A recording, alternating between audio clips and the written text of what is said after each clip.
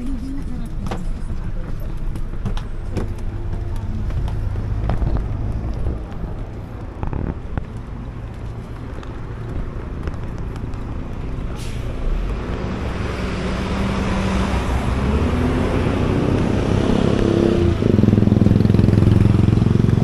clue na ba kayo? Baka direct kung ano gagawin natin dito.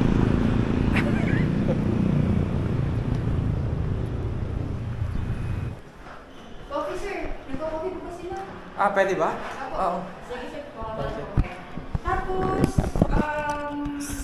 ipa-print na lang po muna natin, sir, yung down payment natin. Siya. Para yung sales invoice at saka yung delivery note magawa na sa sir sa taas. And then yung ibang documents, i-sign na natin. Okay.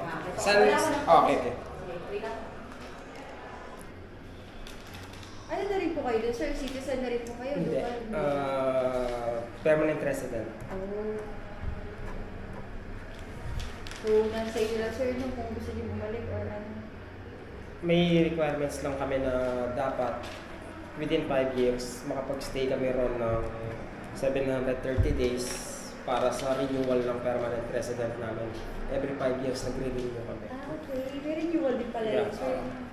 Pero si wife niyo, sir, hindi na siya nakaka-uwi talaga dito. For Umuwi vacation naman lang siya. Talaga, for vacation lang. Bakasyon. Hindi ko magpapayo. Aircon naman yan sila lahat na yung gandun sa labas. Bakit daw nakabukas yung pinto, bukas yung aircon? Sa lahat yan ay. Mga dre tungkol sa paglo-loan dito. Kasi may nagbabanggit na bakit daw kinailangan kong ibigay yung employment ni Mrs. samantalang ako yung maglo-loan. Kasi ganito po, medyo hindi ordinaryo yung sitwasyon namin mga dreno dahil nga hindi kami naka-base dito. Kumbaga, sinabi ko sa kanila na naka-base kami sa Canada, PR ako, yung asawa ko citizen mga dreno. So, ang concern nila is saan iiwan yung sasakyan, kanino iiwan yung sasakyan. Pagkatapos, syempre, kumbaga, kung ako lang sa akin lang, ewan ko mga dreno kung bakit hindi pwede na ako lang, parang ganun. Dahil may asawa ako, hinihingi din nila yung employment ng asawa ko mga dreno. Kung gano'n na siya katagal sa trabaho, kung magkano yung kinikita niya. Siguro, sabi ko nga mga dreno, kung ang pagbabasihan yung income para bigyan ka ng sasakyan, I think qualified naman kami mga dre. Especially kung income ng mag-asawa. So, mabusisi lang talaga mga dre, no? Kasi nga hindi kami dito naka-base. Siguro mga dre, kung nandito ako, tumatanggap ako ng padala, pero dito ako nakatira sa Pinas, baka mas madali. Pero dahil nga immigrant kami at sa ibang bansa kami nakatira mga dre, kaya mabusisi sila. As in, napakabusisi mga dre, no? Akala ko kahapon okay na lahat. Tapos biglang may pahabol na tanong, yun nga, kanino iiwan yung sasakyan, saan nakatira yung pag-iiwanan, yung mga ganon mga dre, yung concern nila sa sasakyan. Sabi ko nga, parang dapat ang concern nila, kaya bang bayaran ng mga to yung sasakyan. Pero apparently, hindi ganon mga dre, no? Mas higit pa ron. Madugo yung umutang ng sasakyan dito mga dre, no? Kasi sabi ko nga dun sa babae, sa Canada ka ako, isang oras pagtapos mo mag-apply, malalaman mo na kung approve ka o hindi. After 1 day or 2 days, kumbaga pwede nang mai-release yung sasakyan kung available, ganun kabilis mga dreno. Dito, ang tagal mga dreno. Isang buwan, kulang-kulang isang buwan. Kasi pagdating ko pa lang, nag-apply na ako mga dreno, parang wala pa akong isang linggo dito, yun ang inuna ko yung sasakyan eh. Tapos ang tagal mga dreno, ngayon lang marirelease. So, babalik kami sa Canada mga dre, definitely. Babalik kami sa Canada, gaya ng sinabi ko. Wala naman kaming meron dito mga dre, no? Katulad yan, umutang pa kami ng sasakyan ngayon mga dre, no? Kumbaga, kahit sabihin ipapasok sa negosyo yan, nandun pa rin yung thought na paano kung kapos yung kinita para sa panghulog, somehow responsibility pa rin mga dre, no? mas maraming responsibility ngayon. So definitely babalik po kami sa Canada. Hindi po kami nagka-problema sa PR namin. Yan po ang isang bagay na sigurado. At kung magkaroon man ako ng problema sa PR ko, I think sasabihin ko po sa inyo, no, para na rin sa kapakanan ng mga makikinabang sa impormasyon na i-share ko. Pero wala po kaming problema sa PR. Kumbaga, umuwi lang ako at magbakasyon, ganun din yung anak ko. So, yun mga tre. Sooner, babalik po kami sa Canada. Tapos yung sa lisensya mga dre, no, ang galing kasi wala akong appointment sa kanila. Pumunta ako doon tapos na-release din the same date mga dre, no, kaya natunga ako doon mga dre sa paglakad ng lisensya. Ang bilis. Yung validity ng lisensya mga dre, 5 years. Mas matagal na hindi na-renew yung lisensya nyo, mas malaki yung penalty nyo mga dre, no, kung ilang taon yung hindi na-renew. 150 kada isang taon yata yun mga dre, no? May concern dito mga dre, no? I think para na rin po sa lahat ng nagtatanong, uulitin ko po, no, sa lahat ng nagtatanong tungkol sa paano ba, kasi sabi dito, this is not bashing but a merely genuine constructive feedback. Sabi niya, I was impressed how hardworking you portrayed in your previous videos. However, lately, even myself find it unusual when you're posting videos that you are back in the Philippines again. And please don't get me wrong. We are here in New Zealand holding a permanent resident status as well and know exactly how expensive tickets at the moment. Ngayon, nasa Pilipinas ako, wala naman ako yung tinatago sa inyo mga dre, no? Umuwi lang talaga ako para may ayusin ako. Kaya lang sinabi ko, uulitin ko mga dre, wala kaming problema sa status namin sa Canada. Anyway, I think the more na ipaliwanag ko to is the more na parang magiging kaduda-duda mga dre, no? Parang ganon. Anyway, financially speaking,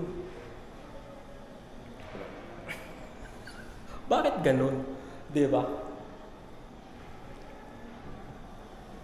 Marami ba tayong pera, Ray? Kailangan ba natin ng maraming pera para magbakasyon? Hindi naman kailangan ng maraming pera para magbakasyon, di ba? Hindi naman ako walang trabaho. May trabaho naman ako. Eto, nag-YouTube ako mga dre, no? Thank you sa inyo. Hindi ko pinapabayaan yung financial responsibilities ko, mga dre. Maniwala kayo sa hindi. Kahit nandito ako sa Pilipinas, yung financial responsibility ko sa Canada, nagpapatuloy yun at hindi ko pinapabayaan yun mga dre. Masaya ako sa sitwasyon namin mga dre, no? Kung ano mang meron kami. At especially wala naman kaming sinasalbahing tao, di ba? Wala naman kaming tinatapakan, wala naman kaming piniperwisyo, di ba?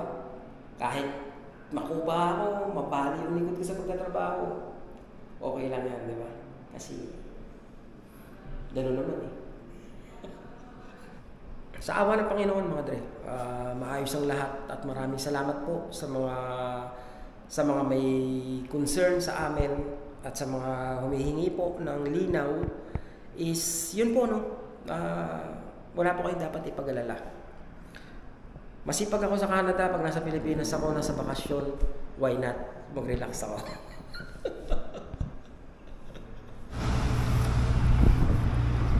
$11:54 mga dre, no? Magbe-break time daw sila, kaya medyo matagal pa. Kakain na muna kami rito. Kaya tawagin natin nanay rin. O sige game, tikman mo na kung masarap. Lagyan mo yung sauce. Masarap yan.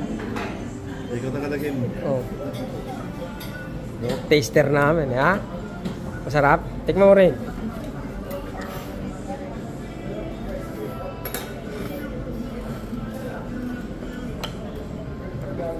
Kala ko malaki kasi, kaya dalawa lang kinuha ko eh.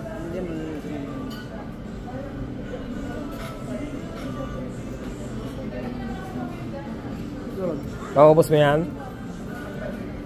Ubusin mo yan, kuha ko ha.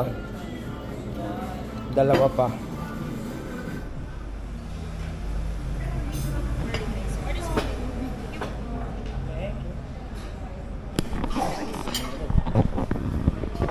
Isa lang yata to ah. Isang tiyan lang.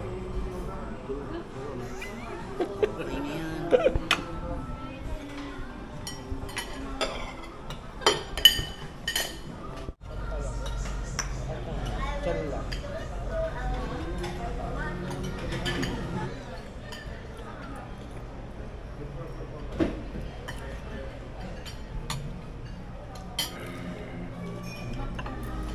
Sausawan rin yan, eh.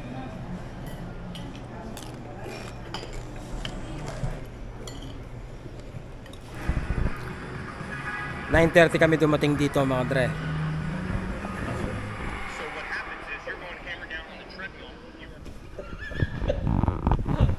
Upo uli.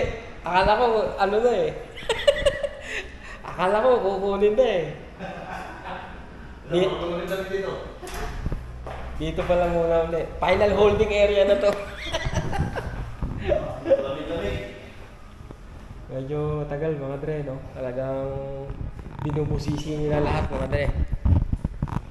Kasi, kung maaalala nyo, mga dre, nag-apply ako nito a month ago. Ngayon, syempre, luma na yung mga payslip ko. Ngayong araw na to, hinahanapan nila sa akin yung pinaka-recent na payslip.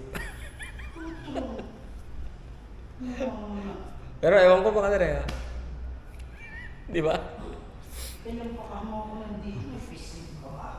May payslip pa naman ako. Kaya lang, sa tagal kasi ng proseso nila, naluma na yung mga bago, di ba? Lang na usually pagka nag-cold start kasi yung sasakyan natin, may naka-indicate po na kulay F doon, parang blue na F Okay. sa left side, sir. Oo. So, advice ko lang, sir, para mas maalagaan natin yung unit natin. Dapat. Paandarin mo lang siya, sir, pag nawala na yung logo na blue. Ibig sabihin, pag naka-warm na siya. Yes, Oo. pag warm na yung engine natin. Then, tsaka mo siya, sir, i-turn on yung aircon natin. Okay. Tapos, ito, sir, lock na lang muna natin yung bintana para hindi mabasa, hindi mababa kasi basa pa yung... Hindi pa maglalakyan kung may susi. Hanggat mag-a-alarm yan, sir, doon, tutunog yan. Pagka bukas yung pinto, naka-off Okay. yung engine. So, hindi naman siya, sir, maglalak. Ayan, sir. So, tutunog siya, sir, pagka pababa ka na, nabuksan mo yung pinto at hindi mo nabubot yung susi. So, mag-a-alarm tutunog siya. I Yes. see. So, yan naman, sir. Tulad kayo na, yung select naman natin. Oo. Familiar naman sila, sir, dito, no? Yeah. Sorry. Ito yung lock natin sa bintana and then yung control natin din sa lahat ng windows. Ito yung sa binta, ay sa side mirror. sir. Okay. Yes. So left Yeah. side, para matwist mo lang, sir, ganun Oo. lang. So, ayun po. Pagka ilalak naman, sir, ito lang naman siya. Yeah. So, ayun po. Check mo lang, sir, yung... Dito na lang kuya yung yung tools. Oo. Gasoline tayo, sir, dito ha. Gasoline, nga pala. Unleaded Nakalimutan kayo tanong. or kung gusto mo, sir, high octane or low octane, same lang naman yun. Okay. Basta gas, no? Yes. Yeah. Isa lang yung susi na may remote. Oo. Etong dalawa, ordinaryo lang. Hindi pa tapos. Pinakamaganda yan, oh. Ayun ang inaantay niya, oh. Payong na pula.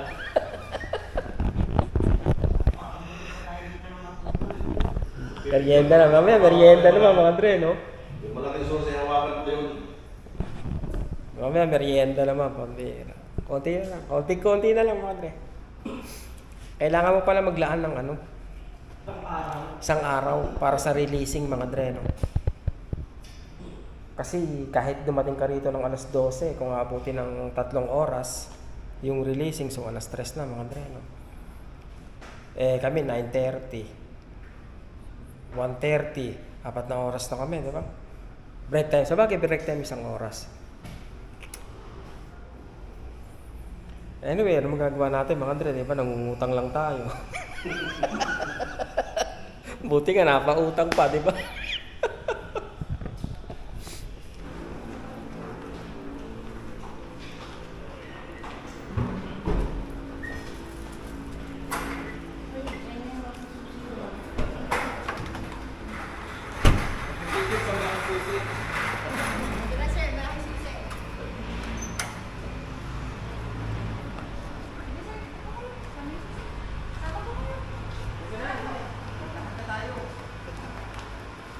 natitira.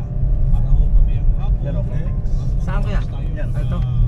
Okay. Sa ating trabaho mga kabrigada ay meron tayong Drive Max Coffee na ekstrang lakas pang matitira. Para ho sa ating pamilya, Malalim, sa ating mga chicken, sa ating mga apo. Pwede pa tayo makipaglaro sa kanila sa gabi, bago tayo matulog, bago tayo mamahinga, and of course, magkaroon pa tayo ng labing-labing kay Mrs. No? Yung kwentuhan sa loob Ilang ng binigay? kwarto, 300. matulog, meron pa tayong kwentuhan ganon, kumustahan sa trabaho. Kaya mga kabrigada, yan ang tama po sa atin ng Drive Max Coffee, and syempre healthy din ito mga kabrigada. Napakalakas po ang bigay nito sa ating katawan. Ano pala to, no? Sila maglalagay, no? Ay Nasanay ako mga Dre na kami ang naglalagay, di ba? Ano sa ano? Hindi ko pwede ibaba, di ba? Ano ba to? Ayan mga kabrigada, Drive Max Coffee para tuloy. Mukha ka, hindi ko pwede ibaba yung bintana, di ba? Pwede naman. Mabababa mo yan. Ay, sorry. Sir, full tank. May ano ako, sir? Meron akong galing sa voucher galing Toyota, 300. Pero paki full tank na lang. Unahin ko lang yung 300. Sige. Dalawang babae kasi yung ating Unahin ko lang ito, sir, kasi may pipirma. Sige. ito naman si Biang mga kabrigada ay taga Kanlurang Village, Caloocan. Ano masasabi mo? Sa puno na yung mga kasamahan. At sa lahat ng mga taga-subaybay, Ano, Errol? Ha? Tapos na. ang brigada lang. Okay na yung 300, Sir, paki full tank na lang. Sagad, sir, matik lang po. Ako sa mga nagbiang, may asawa. Ano sabi niya? Sagad daw, umatik Bago ako. ako ginasal Ano pinakaiba nun? noong March 9, Dagat mo pa kaya ng tank. 2023. Isang ano lang, no? Ako sa aking asawang si Larry. Sabihin mo. Hindi, sabi ko naman na. At Gano'n kayo punta rin dito? dito po sa aming lugar. Masaya ang aming pagsasama kami bilang mag-asama. Oh, Lahat ng mga pulis dyan. Relax lang kayo. ng aking kasama. Nakakapanibago lang mga Dre, nakakapanibago. Kung ano man ang gusto namin. Meron siyang sariling negosyo. At dahil sa Sabi ko ya, meron kami kung maramdaman mo na, ano ba tawag dito?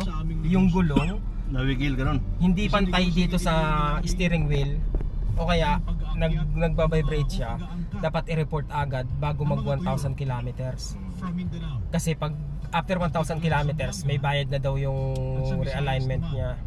Partikular sa Iloilo patungo po rito Manila. 1,000 kilometers. Tsaka 1,000 kilometers, ano na yun kuya, service na yun eh. Change oil na yun eh. Cancel na rin. Oo. Zero ba talaga ano yung kinakakuha? 3 kilometers lang. Oo nga pala yan, 4 kilometers kaya. Para magtungo ho ng Zamboanga o Iloilo. Pagkano na? Kita ba dyan? Ha? 77.40. 7.40, sir. Resibo na to, sir. Oo sir, pakila lang. Wala po yan, episode card, sir. Wala. Hanggang magkaibigan kami. 1,600. Ano naman, shield naman ako eh. Papa eh. Shell ka ba? Ibig sabihin mga Andre, ano, nasa 2,000 yung zero to full. Oo. May sariling Libo. tindahan si Kasi Papa mayroon na Boss. kaya Oo, 300. Sa unahan Meron namin. Kasi may 300 na binigay yung Toyota mga Andre, no? 2,000. Puntang. Siyang nagpapatakbo 2,000 yung ng full tank negosyo niya. para sa kanyang pamilya. Ba't yung radyo natin? Ano ba to? Hanggang sa kami ay nagkamabutihan. Mga Dre, na baka alam nyo to kasi yung RPM ko mga Dre, no? Tingnan mo rito rin sa may dashboard. Yung RPM ko mga Dre, ang taas oh. Pag nag 60 ako ng takbo, yung RPM ko, ibig sabihin baka pag nag 80 ako, humataw na sa pula yung RPM ko mga Dre. Normal ba yan? Hindi ko lang alam mga Dre, no? Kasi napansin ko sa sasakyan ko mga Dre, no, yung Honda, hindi naman ganyan. Parang bihira nga siya umabot ng ano eh, ng 4. Parang mataas yung RPM niya. Yung base sa ano niya, sa takbo niya. Nakatakot naman si Kuya. Nakakatakot yung mga pedestrian dito mga Dre, no? Yun pala yung concern ko yung pagdadrive dito mga Dre, no? Hindi ka kasi gumagamit ng kusina.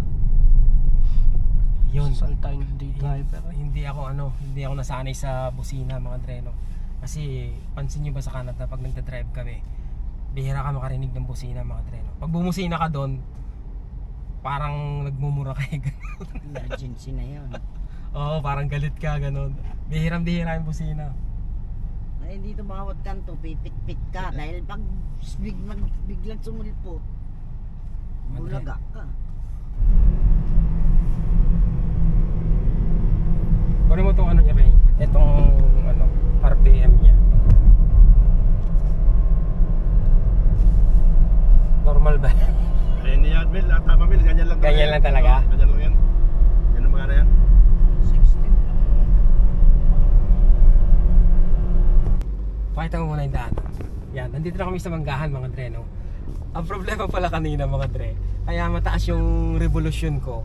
Kasi, nandito ako sa M mga dre, oh. Sa M. Manual pala yun. Eh, nakita ni Rainiel, dapat pala nasa D ako mga dre, no? Sa drive. Tsaka yun pala yung eco mode niya, yung drive. Yung D. Pero dapat may pindutan ka doon na wala pa. Wala eh. Kaya, buti nakita niya sa manual. Okay na mga dre, no? Kanina nagtataka ako kasi kung anong bilis ko, ganoon din yung revolution ko mga dre, no? Yung pala naka-manual. Pag M daw, mas malakas yung makina mo mga dre, no? Kaya mas malakas din yung gas mo. Kaya ang daming naubos na gas kanina. Tsaka ang bilis ng ang ingay ng makina mga dre, no? Pero okay na ngayon. Thank you.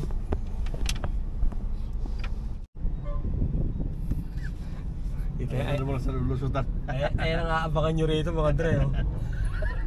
Motor, e-bike. Nakagilid yan, di ba? Oo. Nakakatakot nga yung i-drive. Kasi pag mabilis yan, biglang lumiko, pwede siyang tumaob eh. Tataob yan, oh. Siya. Oo, tataob siya.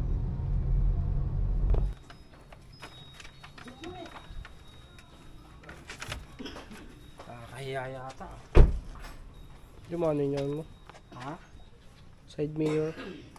Natitiklop ba yan? Wala rin tao dyan, sa kabila dyan. Hindi ata. Sa loob mo titiklopin. Hindi yata. Nakita mo ba kung meron? Sa loob, di ba ginagalaw mo? Ay, hindi. O, nagagalaw mo lang yun pero hindi matitiklop yata. Okay na yan? Baka masagin dito. Okay lang yan?